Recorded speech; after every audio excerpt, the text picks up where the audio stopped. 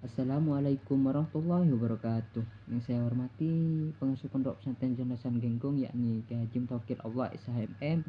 Yang saya hormati Dr. Aziz Wahabi Maggi sebagai Rektor Universitas Jonathan Genggong. Yang saya hormati Mr. Zainuddin sebagai dosen pengampu pembelajaran bahasa Inggris. Langsung saja kita akan menjelaskan tentang bab puasa. Puasa itu dalam Islam adalah menahan hawa nafsu dan dahaga. Jadi bukan hanya kita menahan dahaga seperti kita pengen makan ataupun minum, tapi juga harus menahan hawa nafsu, yakni kita tetap menjaga aurat dan menjaga pandangan dari lawan jenis, seperti itu. Jadi puasa itu termasuk rukun Islam yang keempat, yang dimana umat Islam semua itu wajib mengerjakan puasa ini. Karena puasa ini bulan suci yang mulia, yang dimana didatangnya bulan ini karena Rasulullah SAW saat itu sedang melihat seorang pengemis yang menahan lapar. Kemudian kita harus menaati peraturan atau aturan dalam Islam, yakni puasa. Karena pada saat itu Rasulullah itu sedang melihat seorang pengemis yang dimana menahan lapar, dan kemudian semua umat Islam itu wajib untuk mengerjakan puasa seperti itu. Puasa dalam ayat Al-Quran yakni A'udzu billahi minasyaitonir rajim. Bismillahirrahmanirrahim.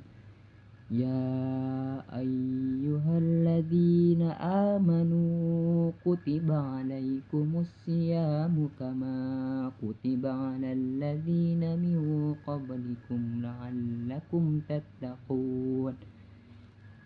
Yang artinya, ayat tentang puasa ini memiliki arti, hai orang-orang yang beriman, diwajibkan atas kamu berpuasa sebagaimana diwajibkan atas orang-orang sebelum kamu, agar kamu bertakwa.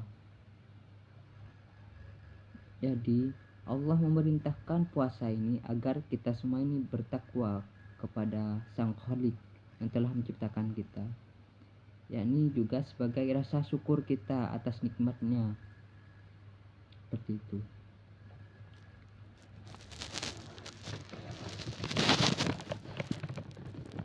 Dan kemudian saya akan menjelaskan puasa dalam hadis.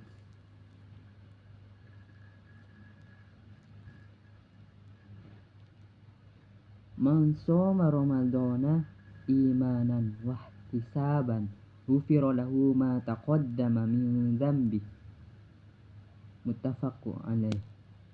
Dan artinya yakni, barang siapa berpuasa Ramadan karena iman dan mengharap pahala, maka diampuni dosa-dosanya yang telah lalu. Dari hadis muttafaqun alaih. Jadi pemisalannya gini, apabila seorang itu berpuasa karena ingin riya ataupun ingin segala sesuatu tapi bukan bersangkut paut dengan Tuhannya, gitu. Jadi maksudnya orang berpuasa seperti kita ingin dilihat sebagai orang kaya atau apapun apa gitu dari golongan yang bawah, yaitu salah.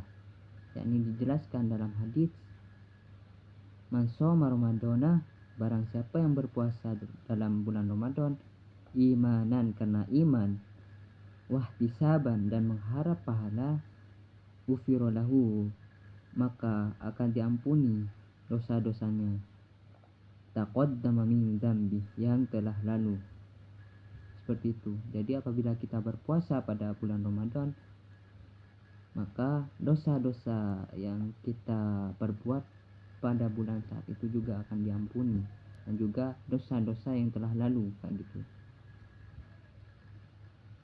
Jadi dalam bulan puasa ini mitosnya, apabila itu di bulan Ramadan, yakni setan-setan semua bakalan dikurung, seperti itu. Jadi Apabila kita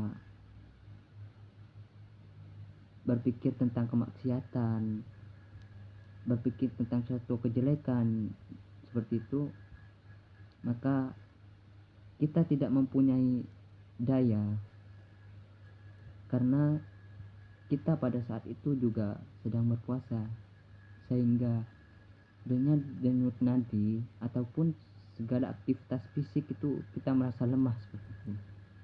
Dan apabila kita mengerjakan suatu kejelekan itu mungkin tidak,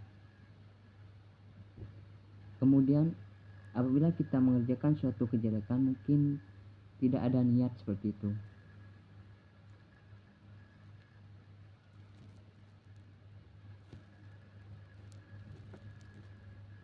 Saya juga akan menjelaskan tentang puasa dalam qaulul ulama. Wa syaraitu wujubih, syarat wajib bulan puasa. Wujubis siyami arba'atu, ada 4 asya'ah, yakni 4 macam di dalam Islam, yaitu baligh, berakal sehat, dan mampu berpuasa. Jadi wasyaraitul wujubi siyamu arba'atu asya, syarat wajib bulan puasa ada 4, yakni baligh, berakal sehat, dan mampu berpuasa. Al-islamu wal bulughu wal aqlu wal qudratu 'ala shaum.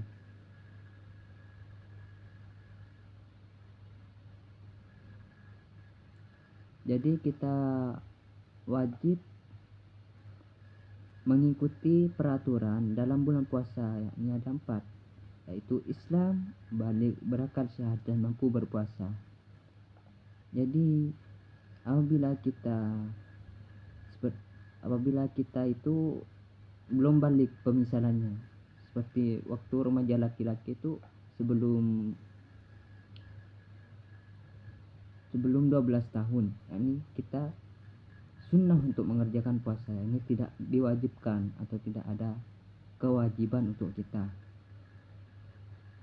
Dan juga kemudian berakal sehat yakni apabila kita berpuasa itu dalam keadaan yang normal, yang dimana kita itu beraktivitas sebagai biasanya, tidak seperti makhluk. Yang kenapa saya berbicara sebagai makhluk, karena coba pemisalannya, ada manusia yang bertingkah seperti makhluk, yakni orang gila yang tidak mempunyai akal, sehingga tidak wajib untuk berpuasa.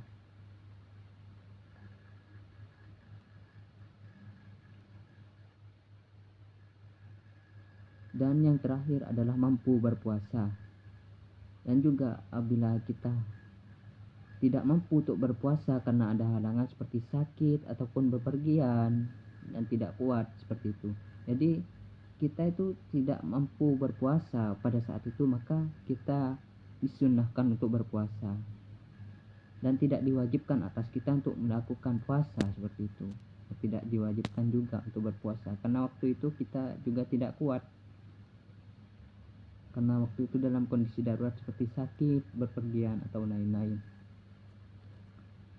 Sampai di sini penjelasan dari saya, dan mohon maaf apabila ada terjadi kesalahan dalam pembicaraan, dan terima kasih telah mendengarkan pendapat atau ceramah seperti ini. Dan sekian dari saya. Wassalamualaikum warahmatullahi wabarakatuh.